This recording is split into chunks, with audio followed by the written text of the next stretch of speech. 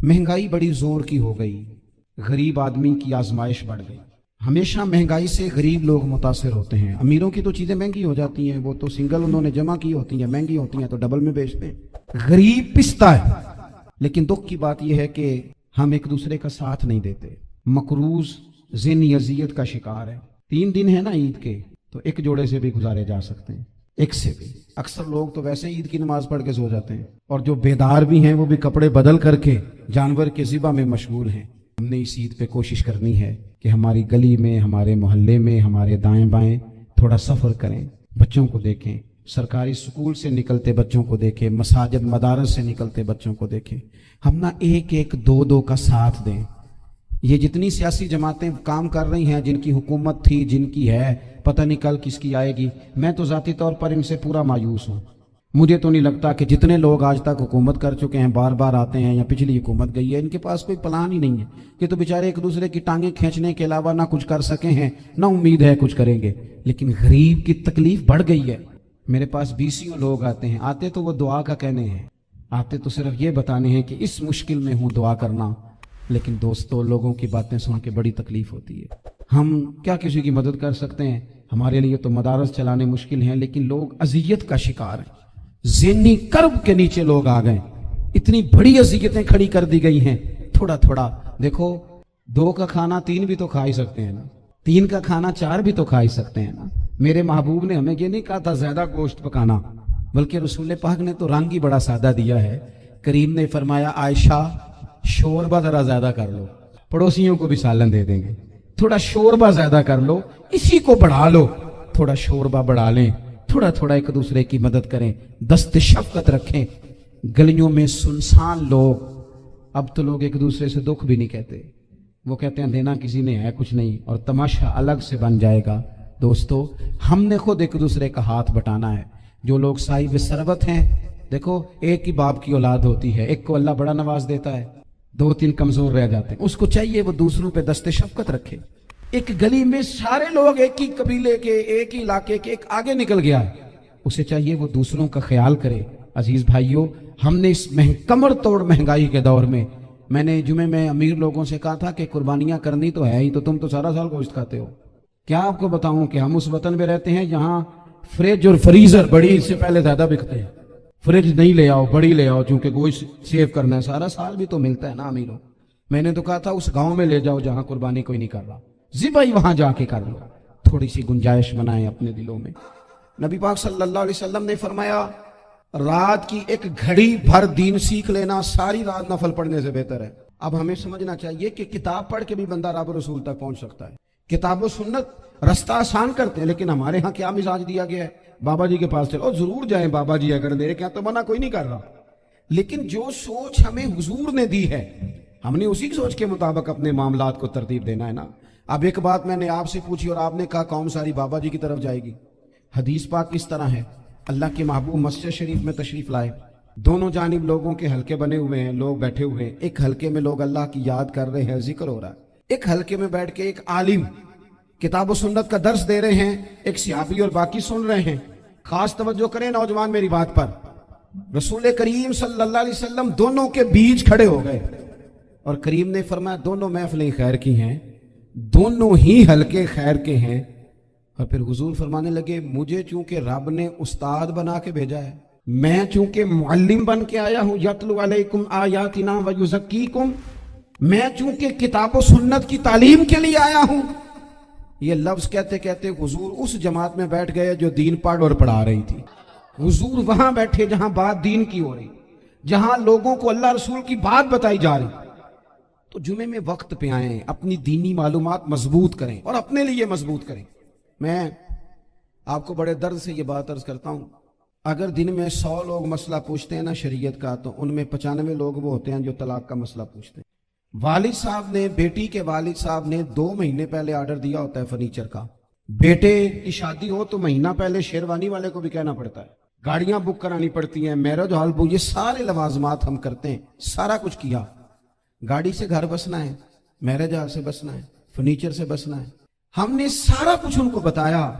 लेकिन काश 2 घंटे बच्ची किसी मुअल्लिमा के पास जाती, बच्चा किसी उस्ताद के पास जाता, निकाह तलाक के मसले भी सीखते। میں دعوے سے کہتا ہوں اگر ہمیں پتہ چل جائے کہ 3 طلاقیں اکٹھی نہیں دینی چاہیے، کیونکہ دے دیں تو ہو جاتی ہیں، اگر ہمیں سمجھ آ جائے کہ نہیں دینی چاہیے، یہ مسئلہ بیان ہو، اور یہ والے مسئلے ہم محفلوں میں بھی نہیں بیان کر سکتے، اس لیے کہ لوگ کہیں گے مسئلہ تو وہ بیان کریں گے جس پہ نعرے لگیں گے، آپ قوم کو یہ کیا بتا رہے ہیں، یہ تو چھوٹا عالم بتاتا ہے معاذ اللہ اس طرح کی باتیں، تو بڑی بڑی کوئی نقطے کی بات بتائیں۔ وہ اس طرح ہمارے ہاں وہ 1 گھنٹہ پہلے نہیں کہتے تگڑے ہو جو میں جملہ دینے لگا، وہ پتہ نہیں جملہ آ رہا ہے کہ ایٹم بم آ رہا ہے، تیار ہو جاؤ، جو میرا جملہ ضائع نہ کرنا، ادھر بھاگ کے چلا گیا ادھر بھاگ کے آ جاؤ، اللہ جانے وہ جس طرح کبھی لگتا ہے نا پٹاری سے، اللہ جانے کیا نکلے گا، میں جملہ دینے لگا ہوں۔ تو میں کہتا ہوں تو آرام سے بیٹھ کے بھی جملہ دے دے، تیرے جملے سے کیا نکلے گا، اور تو جملہ نہ دے ہمیں کوئی آیت دے، تو جملہ چھوڑ ہمیں کوئی حدیث پاک سنا، یعنی ہر نقیب ہر خطیب ہر نعت خواہ اٹھ کے کہتا ہے سارا قرآن ہی حضور کی تعریف ہے، اور بھئی اگر سارا قرآن حضور کی تعریف ہے تو چند آیتیں پڑھ دے، پھر تو نے پڑھی تو ایک بھی نہیں اور تو کہتا جا رہا ہے سارا قرآن ہی حضور کی تعریف ہے، یہ والی تعریف بھی تو سنانا قوم کو، جو یہ بچے ان کے استاد انہیں سکھا رہے ہیں اور یہ سیکھ رہے ہیں، اس طرف بھی تو سفر کریں۔ تو میرے عزیز اگر لوگوں کو مسائل کا پتہ چلے تو سینکڑوں گھر بچ جائیں تباہ ہونے سے، بڑے بڑے گھر بچ جائیں، لیکن مسائل نہیں آتے۔ میرے پاس مسئلہ پوچھنے کے لیے کچھ لوگ آ گئے تو 4-5 سال کا بچہ بھی تھا جس کے والد نے غصے میں اپنی بیوی کو 3 طلاقیں دی تھی، تو چھوٹا سا بچہ، کپڑے بھی پھٹے پرانے، اور حالت بتا رہی تھی کہ غریبی ہے۔ تو جب میں نے مسئلہ بتایا کہ 3 طلاقیں ہو گئی ہیں تو واپس جانے لگے، تو بچہ مجھ سے کہتا ہے دیہاتی آدمی تو کہنے لگا مولوی صاحب میری اماں تے نانی کہنی اصل پوچھ کے آئی آپ کہ ہن اسی لہدا لہدا ہی رہنا ہے۔ تو اس بچے کی نونہال کی وہ کیفیت دیکھی تو میں رو پڑا۔ میں نے کہا یار یہ بچہ بیچارہ ماں باپ کے ہوتے ہوئے یہ یتیموں جیسی زندگی گزارے گا کیونکہ باپ نے طلاق دے دی، کس طرح؟ مسائل نہیں بتائے لوگوں کو، تعلیم سے آگاہی نہیں کیا، اور اس میں بہت بڑا ظلم ہے ان لوگوں کا بھی جو جنازے پہ کھڑے ہو کے تو کہہ دیتے ہیں، میری طرح کے لوگ اچھے علماء کی بات نہیں کرتا، وہ کہہ دیتے ہیں دیکھو جن لوگوں کو جنازہ نہیں آتا، بھئی آپ نے کس دن عشاء کے بعد کلاس لگائی تھی جنازہ سکھانے کی، یہ تو آپ نے کہہ دیا لوگوں کو قرآن جی ٹھیک نہیں آتا، تو یہاں تو بیچاری بیویاں جن کو صحیح پڑھنا نہیں آتا وہ مشن بنا لیتی ہیں کہ میں نے اتنے 100 کو قرآن پاک پڑھانا ہے، بیوہ ہو گئی ہوں، طلاق یافتہ ہو گئی ہوں، ساری زندگی قرآن پڑھاؤں گی۔ ہم کیوں یہ مشن نہیں بناتے، کیوں اس طرف سفر نہیں کرتے؟ ایک تو دینی معلومات میں، دینی علوم میں اپنے آپ کو لگائیں اور ذوق پیدا کریں کہ جو چیزیں مجھے نہیں آتی میں نے وہ سیکھنی ہے، جو معاملات مجھے نہیں آتے میں نے ان کی طرف سفر کرنا ہے۔ ایک تو اپنا یہ مزاج بنائیں، اور جب آپ دینی علوم سیکھتے ہیں تو پتہ ہے کون سا منظر قائم ہوتا ہے؟ منظر وہ بنتا ہے کہ حضرت ابو ہریرہ بھی دین سیکھا کرتے تھے، حضرت عبداللہ ابن عمر بھی اصحاب صفہ میں رہا کرتے تھے، حضرت انس بن مالک بھی رہا کرتے تھے، اور ایسا منظر بنتا ہے کہ حضرت سیدہ خدیجہ الکبریٰ رضی اللہ تعالیٰ عنہ فرماتی ہیں سیدہ فاطمہ حضور کی گود میں بیٹھی ہوتی تھی اور نبی پاک سے باتیں پوچھتی تھی اور حضور انہیں بتا رہے ہوتے تھے، سیدہ عائشہ حضور سے دین کی باتیں پوچھتی۔ چوتھا حصہ ہماری فقہ کے اصول حضرت فاطمہ کی، حضرت عائشہ صدیقہ کی مرویات پر مبنی ہیں۔ اگر ہماری بچیاں چھوڑ دیں ڈائجسٹ پڑھنا، چھوڑ دیں ادھر ادھر کی مووی دیکھنا اور وہ کتاب و سنت پر آ جائیں تو بہت سارے مسائل ایسے ہیں جو الجھنے سے پہلے ہی سلجھے ہوئے ہوں۔ دینی تعلیم کا مزاج اور ذوق۔ اور دوسری آیت کریمہ میں نے تلاوت کی، اللہ کریم نے قرآن مجید میں فرمایا یا ایھا الذین آمنوا قوا انفسکم واہلیکم نارا، اے ایمان والو خود بھی دوزخ کی آگ سے بچو اور اپنے گھر والوں کو بھی بچاؤ۔ او والد، وہ ماں جو بچوں کو بھوک سے بچانے کے لیے محنت کرتی ہے، ان کو مایوسی سے بہت سارے ماں باپ ایسے ہوتے ہیں جن کے پاس کپڑے لینے کے پیسے نہیں ہوتے عید پہ۔ کیوں؟ عزیز بھائی، جس طرح ہم اپنے بچوں کو دیکھیں، بہت سارے ماں باپ کے پاس گنجائش نہیں ہوتی، لیکن اس نیت سے کہ بچوں کے دل ٹوٹ جائیں گے، عید پہ کیسے گزارا کریں گے، مشکل سے بھی کپڑے خرید کے دیتے۔ اس طرح ہم اپنے بچوں کو بھوک سے، پیاس سے، مایوسی سے بچاتے ہیں۔ اس طرح ہمارے رب نے ہمارے ذمے لگایا ہے کہ تم اپنے بچوں کو کوشش کرو دوزخ کی آگ سے بچانے کی۔ حضرت عمر فاروق رضی اللہ تعالیٰ عنہ نے عرض کیا تھا یا رسول اللہ صلی اللہ تعالیٰ علیہ وسلم، اس آیہ کریمہ کا معنی کیا ہے؟ تو محبوب کریم علیہ السلام نے فرمایا عمر، جن چیزوں کا اللہ تمہیں حکم دیتا ہے تم اپنے گھر والوں کو ان چیزوں کا حکم دو، جن چیزوں سے رب رسول تمہیں منع کرتے ہیں اپنے گھر والوں کو ان سے روکو، اپنے گھر کے اندر نفاذ دین کرنے کی کوشش کرو۔ میرے بھائی، بہت زیادہ آزمائش ہے ہمارے گھروں میں، بے چینیاں ہیں، اضطراب ہے، بچوں میں سختی ہے، बहन भाई एक दूसरे के साथ लड़ते हैं, मिजाजों में तलखी आ गई। क्यों भला? इसलिए कि माँ बाप को जो बेहतरीन किरदार और जो हसीन तरीका घर में अपनाना चाहिए था। बच्चे तकरीर बाहर से सुनते हैं लेकिन वो फॉलो अपने माँ बाप को करते हैं। अगर माँ बाप में हौसला हो, सब्र हो, इत्मीनान हो, खुददारी हो, थोड़े पर गुजारा करने का मिजाज हो। देखे ना, आज डिप्रेशन है, टेंशन है, पैनिक्स अटैक्स हैं, बड़ी सारी चीजें आ गई। क्यों भला? सब्र नहीं, तहम्मुल नहीं, बुर्दबारी नहीं। आजमाए। एक दिन एक बच्चा मेरे पास आ गया मदरसे का और आके वो रोने लगा। मेरे घर वाले कहने लगे खाना छोड़ दें, पहले इसकी बात सुन ले। मैंने कहा पुत्र क्या हुआ, किसी ने मारा है किसी उस्ताद ने? कहने लगे नहीं हजरत, घर फोन किया था तो मेरी अम्मा और अब्बा की लड़ाई हो रही है। बच्चा कांप रहा है, टांगे कांप रही। मैंने कहा क्या गया तुम्हें पुत्र, लड़ाई हो रही है तो घरों में हो ही जाती है। कहने लगे नहीं, आपको पता नहीं, वो बड़ा सख्त लड़ते हैं। मेरे वालिद जब मेरी वालदा को मारने के लिए आगे बढ़ते हैं तो हम सारे चारपाइयों के नीचे छुप जाते हैं, हमें खौफ आता है, वो मंजर खतरनाक होता है। ये कौन तकलीफ दे रहा है अपने बच्चों को? यहां बैठे, हमारे यहां मीलों दूर रहते थे उसके घर वाले, तो वो तकलीफ में था, तो घर में क्या कैफियत हो? अगर हौसला हो, सब्र हो, कनात हो, अल्लाह के दिए हुए थोड़े रिस्क पर हमें राजी रहना आता हो, हमारे घरों में सुकून आए, इत्मीनान आए, हम जो जिंदगी बड़ी खुशी खुशी गुजार सकते हैं। हमारे मिजाजों का लालच, हमारी तबीयतों की बेराह रवी, हमारी झूठी अना का बुत, उन सारी चीजों को खत्म कर देता है। अपनी जिंदगी के अंदर अगर हम वो किरदार अपने बच्चों को दें, जिस किरदार में मोबाइल भी हो, जिसमें गाड़ी भी हो, जिसमें पैसे भी ला के अब्बा दराज में रखता हो, लेकिन वालिद का घर में मुसल्ला भी मौजूद हो, उसकी कोई तस्वीर भी हो, वो ये भी कहता हो कि खुदा ने अपने फजल से आज 5,000 दिया है तो इसमें 1,000 गरीबों का भी है, इसमें थोड़ा सा मैंने अल्लाह की रिजा के लिए भी रखा है। अगर कोई मुश्किल आ जाए तो वो बाप और माँ को सब्र करता हुआ देखते हो। अगर एक बाप कर बात करे तो दूसरा बर्दाश्त करता हो। खुदारा अपनी औलादों को इस अजियत का शिकार ना करो। अपने घरों के अंदर वो खुददारी, वो प्यार, वो वकार, वो मोहब्बत, वो अंदाज। आप थके हुए हैं, कोई शक नहीं, आप बहुत सारे मसाइल का बाहर शिकार होंगे, कोई शक नहीं, लेकिन आप बाहर से थक के आए हैं। अगर आप बाहर अपनी फैक्ट्री के मालिक हैं और दफ्तर के बड़े हैं तो घर में भी तो आप बड़े हैं ना। आपकी माँ भी तो इंतजार कर रही है, उसने भी तो दुखड़ा सुनाना है ना आपको। आप ये देखिए कि आपके बच्चे भी तो इंतजार कर रहे हैं, वो चाहते हैं कि अब्बा आके बैठे तो हम उनके सीने पे चढ़ के थोड़ा खेले। आपकी अहलिया मुंतजिर हैं। कुछ बातें बीवी किसी और से नहीं कह सकती, सिर्फ अपने शौहर से कहती है, लेकिन वो तो आते ही जलाल में आ गए साहब। वो कहने लगे तू बड़ी नालायक है, मैं थका मांदा आया हूं और तूने मुझे कहानी सुना दी है। वो उस खातून से शिद्दत के साथ पेश आने लगे। मेरे रसूल पाक की हयात नूर को देखो, हजरत उम्मे ऐमन हुजूर की रजाई वालदा हैं, उनकी भी खिदमत हो रही है। हजरत हलीमा सादी आ रही हैं तो खिदमत हो रही है। हजरत अब्बास हुजूर के चचा हैं तो करीम फरमाते हैं मेरे चचा हैं बाप की जगह पे। हुजूर दोस्त अहबाब सहाबा गुलामों सब के साथ प्यार कर रहे हैं। 9 अज़वाजे मुतहरात हैं घर के अंदर, और कैफियत ये है कि हुजूर सिर्फ उनकी जरूरतों का ही ख्याल नहीं करते, ख्वाहिशात का ही ख्याल नहीं करते, बल्कि मेरे करीम का तरीका ये है कि कोई बंदा आज बोल क्या रहा है, वो कहां खड़ा है, आज उसके जुमले किस तरह के, उसका लहजा किस तरह का हो गया है और उसे ठीक कैसे करना है। महबूब इसका ख्याल फरमाते, तवज्जो करते। मैं कहता हूं कि हम सबको शौक आया है आराम करने का। मैं सुबह 11 बजे से पहले अपने घर से निकल आया था और ये वक्त आ गया है और रात को खुदा जाने किस वक्त घर पहुंचना है। कई दफ़ा कैफियत ये होती है कि गाड़ी से उतरते हैं तो फिर दिल करता है कि कोई उठा के चलाए ना कभी। इसके बावजूद बहुत सारे लोग नाराज़ रहते हैं कि हमसे मिल के नहीं गए, फ़ोटो नहीं खिंचवा के गए, फलानी जगह चाय नहीं पी के गए। ये तसलसल है। लेकिन मैं जितना मर्जी थका मांदा घर जाऊंगा ना, कभी ऐसा नहीं हुआ कि मैं घर जाऊं तो बड़ी टेंशन में जाऊं। मेरे घर वाले एक दिन मुझसे कहने लगी आपने कभी नहीं कहा कि मैं थका हुआ आया, बंदा थक भी तो जाता ही है ना, कभी कहाँ करे ना।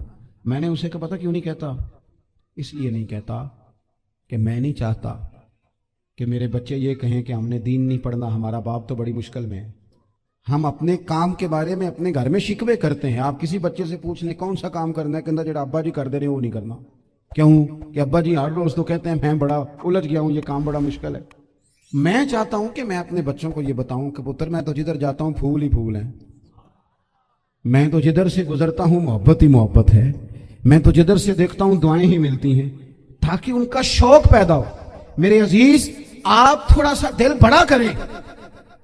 अगर आप एक की वजह से पूरा घर सुकून में आ जाता है तो आप दिल बड़ा क्यों नहीं करते? जगह ढूंढते हैं बस मुझे कोई तंग ना करे, कोई मेरी बाप माँ बदौलत को कोई परेशान ना करे। बुखारी शरीफ सुनिए, हजरत आयशा सिद्दीका रदी अल्लाह ताला अन्हा बैठी है। हुजूर फरमाने लगे, आयशा आज एक बात ना बताऊं तुम्हें? या रसूलल्लाह बताइए। हुजूर फरमाने लगे, जब तुम मुझसे नाराज होती हो तब भी मुझे पता चल जाता है, और जब राजी होती हो फिर भी पता चल जाता है। तो हजरत सैयदा आयशा सिद्दीका बात सुन के बड़ी खुश हुई। या रसूलल्लाह वो कैसे? हुजूर फरमाने लगे, कभी कभी तुम कसम उठाती हो। या रसूलल्लाह हाँ। फरमाया, जब होती हो ना राजी खुश, तो फिर कहती हो मुझे रब्बे मोहम्मद की कसम सल्लल्लाहु अलैहि वसल्लम, फिर तुम मेरे नाम के साथ रब करीम का नाम मिला के कसम उठाती हो, रब्बे मोहम्मद की कसम। या रसूलल्लाह बिल्कुल ऐसे ही है। और फरमाया, जब तुम्हारे दिल में कोई बात होती है ना, तो फिर तुम कहती हो मुझे रब्बे इब्राहीम अलैहिस्सलाम की कसम, फिर तुम रब्बे मोहम्मद नहीं कहती। ये बुखारी मुस्लिम में मौजूद है। हजरत आयशा सिद्दीका ने तो बात सुनी तो खिल गई तबीयत, कहने लगी, करीम सदके जाऊं, यहां तक ख्याल फरमाते हो? किसके जुमले कहां पहुंच गए, यहां तक ख्याल है? फरमाया, मुझे पता चल जाता है कि तुम्हारी कैफियत क्या है, कहां खड़ी हो। और भाई हम तो अपनी मां का भी ख्याल नहीं रखते। हमारा बाप कहां बेचारा खड़ा है, वो तो इंतजार में था कि कोई 10 मिनट मेरे पास बैठेगा, तवज्जो ही नहीं, जज्बात का ख्याल ही नहीं।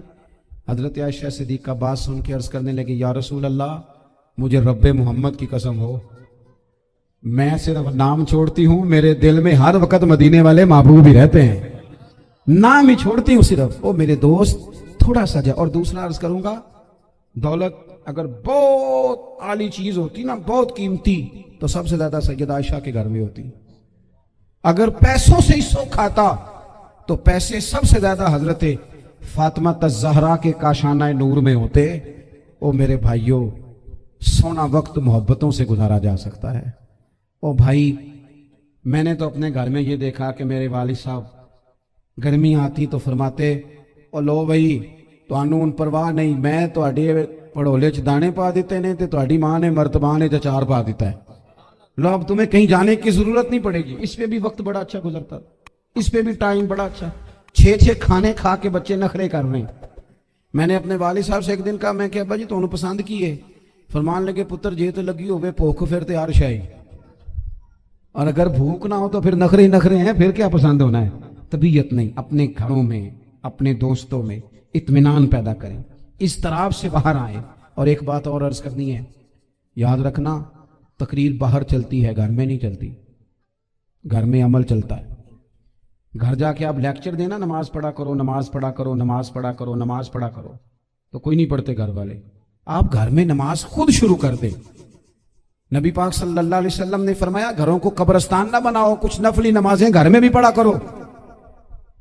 अल्लाह के प्यारे रसूल सल्लल्लाहु अलैहि वसल्लम का घर मस्जिद नबी के बिल्कुल साथ है, दरवाजा हुजूर के घर का मस्जिद में खुलता था। लेकिन नबी करीम सल्लल्लाहु अलैहि वसल्लम क्या करते थे? हजरत आयशा सिद्दीका फरमाती हैं, तहज्जुद की नमाज घर में पढ़ा करते, घर में हुजूर तहज्जुद की नमाज पढ़ते। अगरचे घर में दुश्वारी थी, कुछ इबादत, कुछ नमाजें घर के अंदर भी इंसान पढ़े। आखिरी गुजारिश आप हजरात से करनी है, इतना बड़ा मजमा है, इतने सारे लोग तशरीफ लाए हैं, एक गुजारिश आप हजरात की खिदमत में रख के बस मैंने बात को समेटना है। 2 बातें मैंने आपकी खिदमत में अर्ज की हैं। एक तो दीनी इल्म का ज़ौक़ पैदा करें, और दूसरा अपने घरों में थोड़ा ठहराव लाएं। थोड़ा सा अपने, ये बच्चों के दस्तार फजीलत का इज्तिमा था इसलिए मैंने ये बात अर्ज की, अपने घरों में थोड़ा हौसला कनात लाएं। हज़रत आयशा सिद्दीका रदी अल्लाह ताला अन्हा फरमाती हैं, ऐसा नहीं था कि हमारे घर के अंदर माल नहीं आता था, अल्लाह के फजल से बड़ा कुछ आता था, लेकिन फरमाती हम इसार कर दिया करते थे। हुजूर का मिजाज इसार कर देने का है। याद रखना, शम्मा से अगर कई शम्मे जल जाएं तो इसकी रोशनी में कभी कमी नहीं आती। हजारों दिए भी जल जाएं तो ये दिए मांद नहीं पड़ते। महंगाई बड़ी जोर की हो गई, गरीब आदमी की आजमाइश बढ़ गई। हमेशा महंगाई से गरीब लोग मुतासिर होते हैं। अमीरों की तो चीज़ें महंगी हो जाती हैं, वो तो सिंगल उन्होंने जमा की होती हैं, महंगी होती हैं तो डबल में बेचते हैं। गरीब पिसता है, لیکن دکھ کی بات یہ ہے کہ ہم ایک دوسرے کا ساتھ نہیں دیتے، مقروض ذہنی اذیت کا شکار ہے۔ 3 دن ہے نا عید کے، تو ایک جوڑے سے بھی گزارے جا سکتے ہیں، ایک سے بھی۔ اکثر لوگ تو ویسے عید کی نماز پڑھ کے سو جاتے ہیں، اور جو بیدار بھی ہیں وہ بھی کپڑے بدل کر کے جانور کے ذبح میں مشغول ہیں۔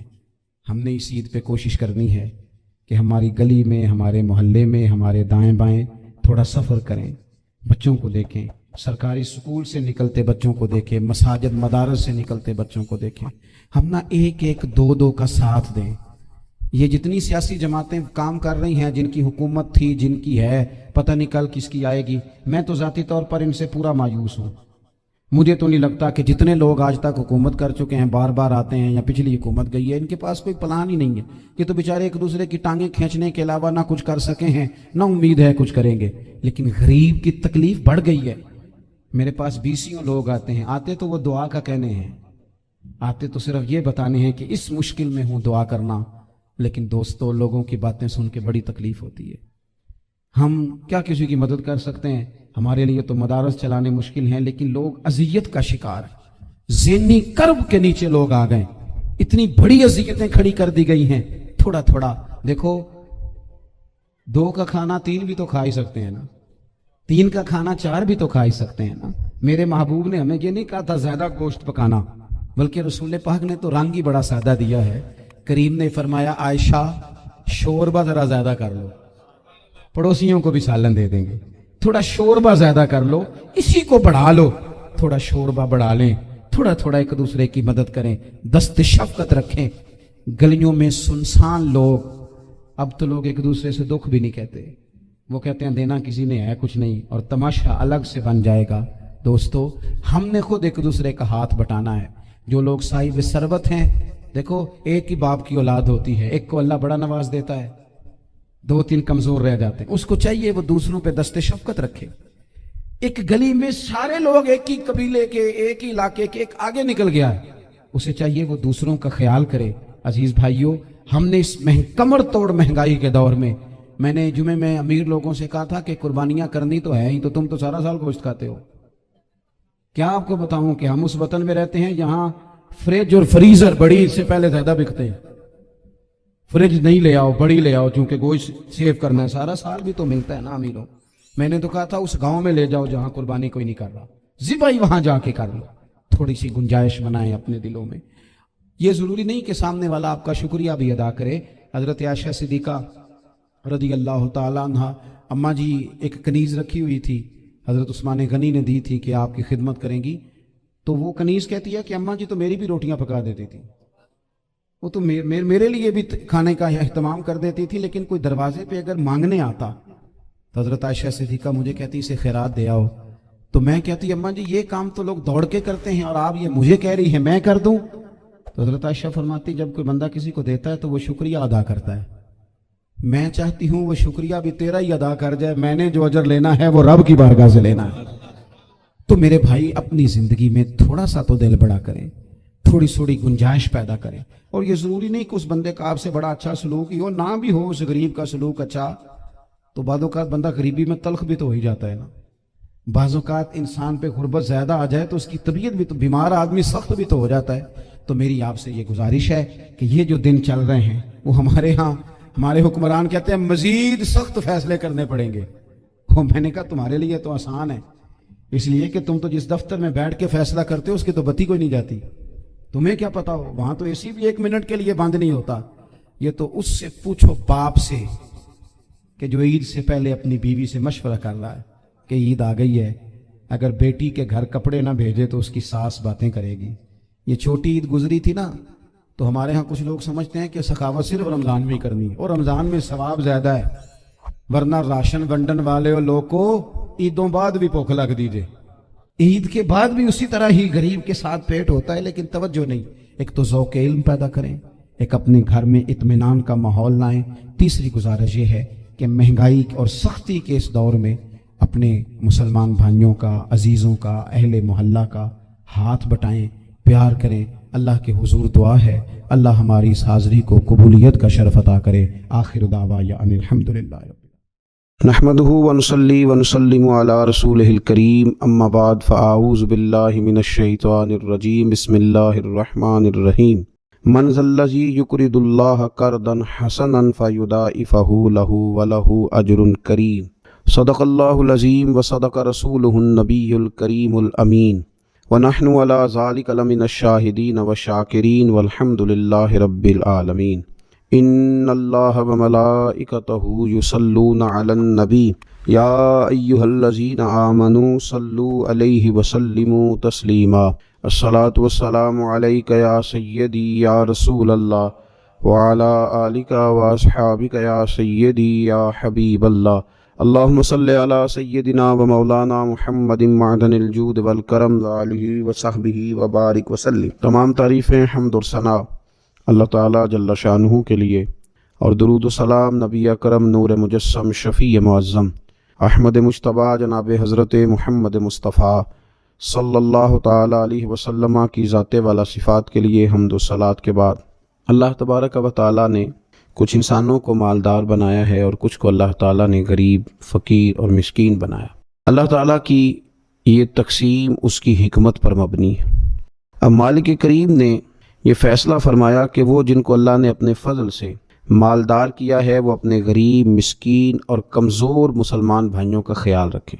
اور اسلام کا حسن دیکھیے، اسلام کا کمال دیکھیے کہ رب تعالیٰ فرماتا ہے تم خرچ کرو گے مسکین پر، غریب پر، اور وہ قرض دو گے تم اپنے رب تعالیٰ کو، خرچ اس پر کرو گے اور قرض اپنے رب تعالیٰ کو دو گے۔ ارشاد فرمایا من ذا الذی، کون ہے وہ جو اپنے رب کو اچھا قرض دے، جو اپنے رب کو اچھا قرض دے، قرض حسنہ دے، فیضاعفہ لہ، اور پھر اللہ تبارک و تعالیٰ اسے دونا کر کے واپس کرے گا۔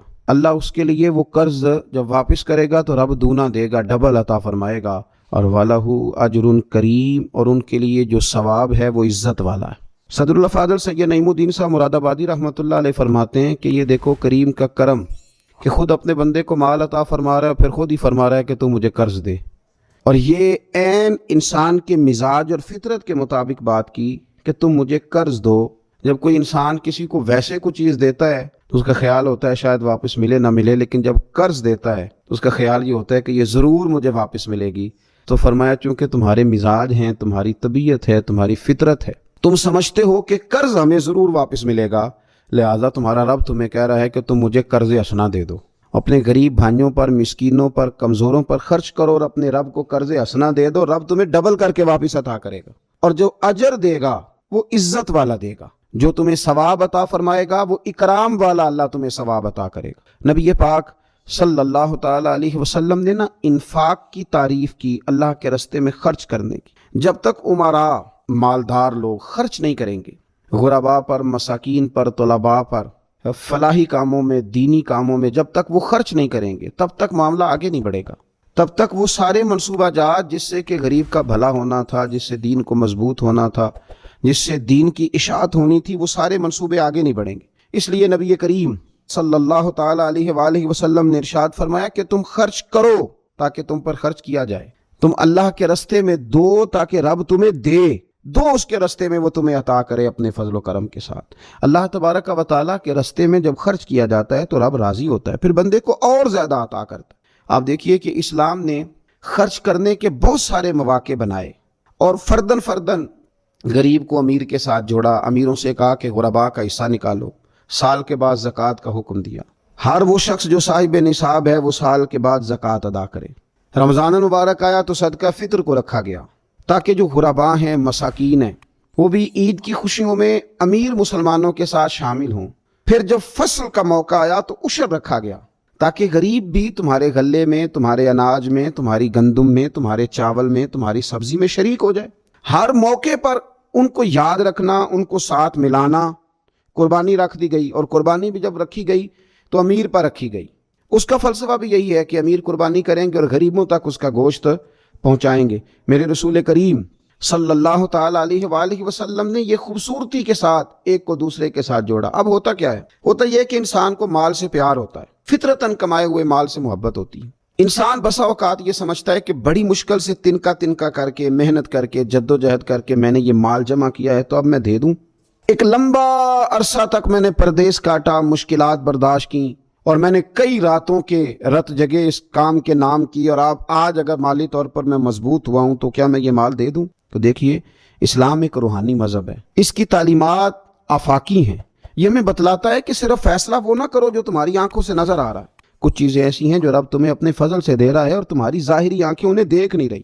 نبی پاک صلی اللہ تعالیٰ علیہ وسلم نے ارشاد فرمایا، یہ حدیث مبارکہ صحیح مسلم میں موجود ہے، حضرت ابو ہریرہ رضی اللہ تعالیٰ عنہ فرماتے ہیں، دیکھیے حضور صلی اللہ تعالیٰ علیہ وسلم نہ بات کر کے مختصر جملوں میں کیسے آگے بڑھتے ہیں۔ کریم ابو فرمانے لگے، یاد رکھنا صدقہ دینے سے مال کم نہیں ہوتا۔ اللہ اکبر! آپ کو تو میسج آ گیا بینک سے کتنے پیسے کم ہو گئے، آپ نے تو جو گن کے دراز میں رکھے تھے اس میں سے لاکھ میں سے آپ نے تو 5,000 دے دیا، تو آپ کو تو پتہ ہے وہ 95 رہ گیا ہے، لیکن یہ صحیح مسلم کے لفظ ہیں۔ حضور فرماتے ہیں صدقہ دینے سے مال کم نہیں ہوتا۔ کائنات کے سب سے سچے، کھرے، صادق اور امین محبوب علیہ الصلوۃ والسلام نے فرمایا کہ صدقہ دینے سے مال کم نہیں ہوتا۔ حکیم الامت مفتی احمد یار خان صاحب نعیمی رحمۃ اللہ تعالیٰ علیہ ارشاد فرماتے ہیں کہ کسان جب اس نے بیج کی بوریاں بھر کے رکھی ہوئی ہوتی ہیں، تو جب وہ جا کر کے بیج ڈالتا ہے کھیت کے اندر، تو بظاہر تو وہ بوریاں خالی کر کے آتا ہے، لیکن پتہ تب چلتا ہے کہ جب ایک ایک بیج پر پھر کئی کئی گنا دانہ لگتا ہے۔ آیا تو وہ خالی کر کے تھا، لیکن اگر تھوڑا سا وہ گہرائی کے ساتھ دیکھے تو اس نے تو کمال کر دیا، اب تو اس پر بے شمار دانے لگ گئے۔ تو حضور علیہ الصلوۃ والسلام نے فرمایا صدقہ دینے سے مال کم نہیں ہوتا، اور فرمایا معاف کرنے کی وجہ سے اللہ بندے کی عزت میں اضافہ کر دیتا ہے، اور فرمایا جو اللہ کی رضا کی خاطر جھک جائے اللہ اسے عزت عطا کر دیتا ہے۔ صدقہ دینے سے مال کم نہیں ہوتا۔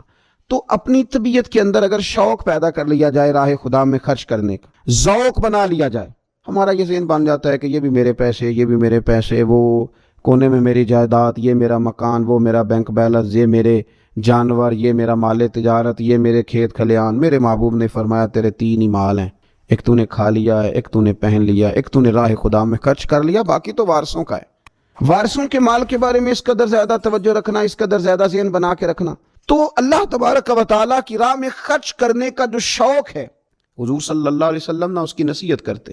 نبی پاک صلی اللہ تعالیٰ علیہ وسلم کے سامنے حضرت اسماء بنت ابی بکر صدیق خرچ کر رہی تھی، اللہ کے راستے میں دے رہی تھی، تو سرور کائنات صلی اللہ تعالیٰ علیہ وسلم نے فرمایا اسماء خرچ کرو پر گنا نہ کرو، گن گن کے اللہ کے راستے میں خرچ نہ کرو، ورنہ رب بھی تمہیں گن گن کے دے گا۔ فرمایا تم اس کے راستے میں اس کی راہ سے کچھ بچا کے نہ رکھو تو رب تعالیٰ بھی جب تمہیں دے گا نا تو پھر بے حساب ہی عطا فرمائے گا۔ گن گن کے یوں احتیاط کر کے دے کے پریشان ہو کے راہ خدا میں خرچ نہ کیا جائے، بلکہ اللہ تبارک و تعالیٰ کے راستے میں دیا جائے اور مالک کے حضور اس کی رضا کے لیے خرچ کیا جائے اللہ تعالیٰ کے بندوں پر۔ حضور صلی اللہ تعالیٰ علیہ وآلہ وسلم کی جو عادات جن کی وجہ سے کائنات میں میرے محبوب پاک علیہ الصلوۃ والسلام کے روز ڈنکے بجتے ہیں، حضور کی نعتیں پڑھی جاتی ہیں، ان میں حضور علیہ السلام کی ان خوبصورت عادات میں سے ایک عادت ہے حضور کا سخی ہونا، کریم ہونا۔ لب واں ہیں، آنکھیں بند ہیں، پھیلی ہیں جھولیاں، کتنے مزے کی بھیک تیرے پاک در کی ہے۔ نبی پاک صلی اللہ تعالیٰ علیہ وآلہ وسلم ارشاد فرماتے ہیں، حضور کا شوق دیکھیے خیرات کرنے کے تعلق سے۔ ہمارے ہاں یہ ہوتا ہے کہ بعض اوقات جیسے جیسے پیسہ بڑھتا جاتا ہے ویسے ویسے لوگوں کے اندر بخل آتا ہے، کنجوسی آتی ہے۔ بعض لوگ اللہ ماشاءاللہ وہ خیرات کرنے کی طرف اس طرح توجہ نہیں کرتے جس طرح کہ ان کا منصب انہیں حکم دیتا ہے یا ان کا منصب انہیں اس طرف قائل کرتا ہے۔ رسول کائنات صلی اللہ تعالیٰ علیہ وآلہ وسلم ارشاد فرماتے ہیں، بخاری مسلم میں موجود ہے، فرمایا اگر میرے پاس احد پہاڑ کے برابر سونا ہو، کلومیٹروں پہ پھیلا ہوا احد پہاڑ، اس کی چوڑائی ہے، اس کی لمبائی ہے، اس کی اونچائی ہے، یعنی پہاڑ کی بات ہو رہی، جن لوگوں نے زیارت کی ہے وہ جانتے ہیں کہ اتنا بڑا پہاڑ۔ حضور فرماتے ہیں میرے غلاموں سنو، اگر میرے پاس احد پہاڑ کے برابر بھی سونا ہو تو فرمایا میرا دل چاہتا ہے کہ 3 راتیں گزرنے سے پہلے پہلے سارا اللہ کے راستے میں خرچ کر دوں، سوائے اس کے کہ جو میں نے قرض دینا ہو، قرض کے لیے بچاؤں گا، باقی میں سب اللہ تبارک و تعالیٰ کے راستے میں خرچ کر دوں گا، 3 راتوں سے زیادہ نہیں گزریں گی، خرچ کر دوں گا۔ یہ شوق ہے نبی پاک صلی اللہ علیہ وسلم کا سخاوت کے ساتھ، حضور پسند کرتے سخاوت کرنا۔ نبی پاک صلی اللہ تعالیٰ علیہ وآلہ وسلم نے اپنے دست مبارک سے ہمیشہ لوگوں کو عطا کیا۔ حضور صلی اللہ تعالیٰ علیہ وسلم خرچ کرنے کی ترغیب دیتے، لوگوں کو رغبت دلاتے۔ ہمارے ہاں پہلی تو بات یہ ہے کہ خرچ کرنے کا ماحول نہیں بنتا، اور اگر بعض لوگ خرچ کرتے ہیں تو بے دلی کے ساتھ خرچ کرتے ہیں۔ اللہ تبارک و تعالیٰ کے راستے میں جب آپ کو دینا ہے، جب آپ کو مالک کے راستے میں دینا ہے تو پھر آپ کو بندہ تھوڑی دیکھنا ہے، پھر تو اللہ کی رضا دیکھنی ہے۔ تو خرچ تو کرتے ہیں لیکن وہ خوش دلی، وہ ذوق، وہ شوق وہ خوبصورتی ان کی طبیعت میں نہیں ہوتی جو ہونی چاہیے. اللہ کے راستے میں خرچ کریں تو اللہ کی رضا کو پیش نظر رکھ کے خرچ کریں. پھر خرچ کیا جاتا ہے, صدقہ دیا جاتا ہے, لیکن کب بندہ بیمار ہو گیا, جب تندرست تھا, لاکھوں روپے پڑے تھے, صدقہ کرنے کا خیال نہیں آیا, ہزاروں موجود تھے, اس کے دل کی توجہ اس جانب نہیں ہوئی, آج بیمار پڑا ہے, کمزوری آ گئی ہے, قریب المرگ ہو گیا ہے, اب اس کا خیال آتا ہے کہ میں کچھ اللہ کے راستے میں دوں, ایک بکرا لو بھی ذرا ذبح کر دو, ذرا تھوڑا صدقہ دے دو. کس بات پر؟ کہ میں بیمار ہو گیا ہوں, کس بات پر؟ کہ میں کمزور ہو گیا ہوں. اگر آپ صحت کے عالم میں صدقہ کرتے اللہ کو راضی کرنے کے لیے تو وہ کیا خوب تھا. وہ ہمارے ایک بزرگ ہیں تو فرمایا کرتے ہیں کہ میں نے جب خرچ کرنا شروع کیا تو میرے ذہن میں ایک بات آئی, اس نے مجھے ابھارا کہ میں اللہ کے راستے میں زیادہ خرچ کروں. میرے ذہن میں یہ بات آئی کہ یار جتنا میں اپنے والدین کی طرف سے خرچ کر رہا ہوں نا, میری اولاد بھی میرے بعد اتنا ہی خرچ کرے گی. تو کیوں نہ ایسا ہو کہ ان کے حقوق پورے ادا کر کے, ان کی آسانیوں کا خیال کر کے, جو اللہ تعالیٰ نے مجھے اپنے فضل سے زیادہ دیا ہے اس میں سے میں اللہ کے راستے میں خرچ کروں. تو اس شوق کے ساتھ میں نے خرچ کرنا شروع کیا. نبی پاک صلی اللہ تعالیٰ علیہ وآلہ وسلم ارشاد فرماتے ہیں کہ کسی بندے کا اپنی زندگی میں 1 درہم خرچ کرنا مرتے وقت 100 درہم خرچ کرنے سے زیادہ بہتر ہے. زندگی میں 1 درہم دینا مرتے وقت, یعنی عین بیماری کے عالم میں جب تو خرچ کر رہا ہے تو وہ تو 100 خرچ کرے گا درہم, اور تندرستی میں, صحت میں تو نے 1 خرچ کیا تو اللہ تعالیٰ اس 1 کا ثواب تجھے اس وقت سے زیادہ عطا فرمائے گا. یہ حدیث مبارکہ ابو داؤد شریف میں مشکات میں ملے گی. حضور فرماتے ہیں صحت کے عالم میں خرچ کر, بجائے اس کے کہ تیری طرف سے کوئی صدقہ دینے جائے تو خود صدقہ دینے جا, اپنے ہاتھوں سے دے اور شوق بنا کے دے اور توجہ کر کے دے, اور تیری طبیعت لگی ہوئی ہو اور تو خود اپنے کندھے پہ رکھ کے جائے, غریبوں کے گھر میں پہنچا کے آئے, اور تو تیرا دل کرے کہ اگر میرے گھر کے اندر گندم موجود ہے پھر کوئی بھوکا نہ سوئے, اگر میرے پاس طاقت موجود ہے کسی کو کپڑا پہنانے کی تو پھر کوئی غریب سردی میں ٹھٹھرتا نہ سوئے, اگر میرے پاس طاقت موجود ہے مکانات بنانے کی پھر مالک کریم کا کوئی بندہ جس کو میرے رب نے پیدا کیا, اس کی قدرت کا جو شاہکار ہے رسول پاک علیہ السلام کا, کوئی غلام بغیر چھت کے نہ سوئے. اگر میرے پاس طاقت ہے تو پھر میرا حال تو یہ ہونا چاہیے نا کہ کسی غریب کی بیٹی اس لیے نہ بیٹھی رہے کہ اس کے پاس جہیز کوئی نہیں. یوں نہ ہو کہ میرے گھر کے اندر تو آدھا کھانا کھایا جائے اور آدھا ضائع کیا جائے, لیکن بہت سارے لوگ ایسے ہیں جو رات کو ترسیں کہ کچھ مرضی کا من پسند مل جاتا تو پیٹ بھر کے کھا لیتے. سخاوت کا حکم دیا گیا, صحت کے عالم میں خرچ کریں, تندرستی کے عالم میں خرچ کریں, اللہ کی رضا کے لیے خرچ کریں. یہ ماحول نہ بنائیں کہ بیمار ہو گیا ہوں تو جا بیٹے صدقہ کر دے, اب میں کمزور پڑ گیا ہوں تو جا بیٹے تو کچھ اللہ کے راستے میں خرچ کر دے. ایک شوق ہو, ایک طبیعت ہو. نبی پاک صلی اللہ تعالیٰ علیہ وآلہ وسلم کی پیاری زوجہ, ذرا یہ انداز بھی دیکھیے گا, حضرت سیدہ عائشہ صدیقہ رضی اللہ تعالیٰ عنہ فرماتی ہیں کہ ہم چونکہ حضور کی ازواج کثیر تعداد میں تھی تو کبھی نہ نبی پاک صلی اللہ علیہ وسلم سے کچھ سوالات بھی کرتی تھی, اور اس سوالات کے اندر محبت چھلکتی تھی, محبت میں ایک دوسرے سے آگے بڑھنا چاہتی تھی. حضرت عائشہ صدیقہ رضی اللہ تعالیٰ عنہ فرماتی ہیں کہ ہم نے عرض کی یا رسول اللہ صلی اللہ تعالیٰ علیہ وسلم, ہم میں سے سب سے پہلے آپ سے آ کے کون ملے گا؟ اس سے مراد ہے وصال کے بعد سب سے پہلے ازواج مطہرات میں آپ سے کون آ کے ملے گا؟ تو حضور صلی اللہ علیہ وسلم نے فرمایا لمبے ہاتھوں والی. مشکات میں حدیث موجود ہے, بخاری میں موجود ہے. حضرت عائشہ صدیقہ کہتی ہیں حضور نے فرمایا وہ جو لمبے ہاتھوں والی ہے نا, میری اہلیہ, میری زوجہ, مومنوں کی ماں, وہ ملیں گی. تو کہتی ہیں حضرت سودا رضی اللہ تعالیٰ عنہ کے ہاتھ لمبے تھے, قد بڑا تھا, تو ہماری نظر یہ تھی کہ حضرت سودا کے بارے میں حضور نے فرمایا کہ وہ ملیں گی. لیکن کہتی ہیں کہ وہ تو ہمیں بعد میں پتہ چلا جب حضرت زینب رضی اللہ تعالیٰ عنہ کا وصال ہوا تو سمجھ آئی کہ لمبے ہاتھوں سے مراد ہاتھوں کا لمبا ہونا نہیں, صدقہ اور خیرات زیادہ کرنا. وہ لمبے ہاتھوں والی تھی, مومنوں کی ماں, خرچ کرتی تھی, خیرات کرتی تھی. شارحین حدیث نے لکھا ہے کہ وہ اپنے ہاتھوں سے کھالے رنگتی تھیں پھر بیچتی تھیں, اپنے لیے نہیں. ان کا نان نفقہ تو حضور کے ذمے تھا, اپنے لیے نہیں. ان کو تو صحابہ کرام علیہم رضوان وہ ساری ذمہ داریاں حضور کے بعد بھی ادا کر رہے تھے جو حضور سید عالم صلی اللہ تعالیٰ علیہ وسلم کے حقوق رب تعالیٰ نے رکھے, لیکن وہ اپنے دست مبارک سے محنت کرتی, کھالے رنگتی اور اپنی اولاد پر, مسلمانوں پر خرچ کرتی. ان کا شوق تھا. تو کریم محبوب علیہ السلام نے فرمایا یہ مجھ سے سب سے پہلے آ کے ملیں گی. حضور کے بعد ان کا وصال سب سے پہلے ہوا حضرت زینب رضی اللہ تعالیٰ عنہ کا. او بھائی, اس میں بھی ایک لطیف اشارہ, اس میں بھی ایک خوبصورت اشارہ کہ حضور کا قرب پانے کے لیے سخی ہونا بھی ضروری ہے. رسول پاک علیہ السلام کی بارگاہ ناز کے قریب ہونے کے لیے سخاوت کا مزاج ہونا بھی ضروری ہے. انسان کے دل کا, اس کی طبیعت کا, اس کے مزاج کا سخی ہونا ضروری ہے, اس لیے کہ اس نے رسول پاک صلی اللہ تعالیٰ علیہ وآلہ وسلم کے قریب جانا ہے۔ اعلیٰ حضرت بریلوی رحمۃ اللہ تعالیٰ نے لکھا ہے، فرماتے ہیں اللہ کے محبوب علیہ الصلوۃ والسلام اچانک مسجد میں تشریف لائے اور نماز کا وقت ہو گیا، اقامت کہہ دی گئی۔